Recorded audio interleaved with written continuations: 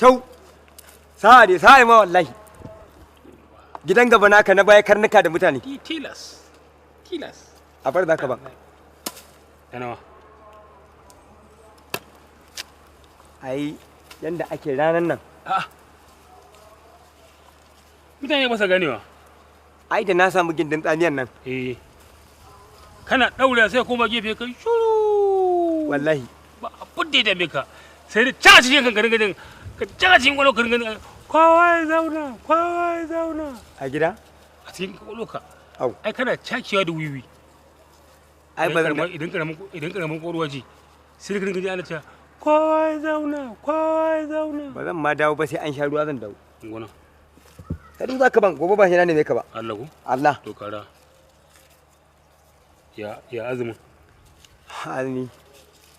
Azumi ni dan azumi na sani. Ye? Alquran. Ku kuma nan ne mutane masu ku kiwon tsakan ku. Yanzu a Tanzania. Mutum sai ya shekara 40 yake fara azumi yake fara sallah. Kuma fa kaga da a can ne wannan azumi ba amma fa yayi ni ba. Ina! In a Tanzania ne kamata a Tanzania kamata bai fara azumi ba.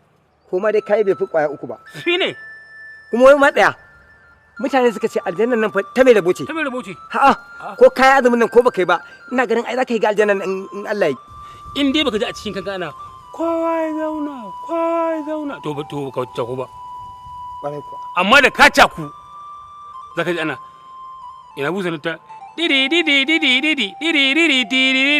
da jar Kano na magana. Jihar Kano ko ka ji ana jakar magori to ka gama haduwa. Yanzu mu bar wannan zancen bari in je in yi abin da nayi kafin Allah ya kawo min shari'a. Adalla. Bari in je gindin bishiyar. Ba matsala. Amma wannan kai ne ka taya sa rayuwa. Alƙur'an ka wadda ita banza a wofi.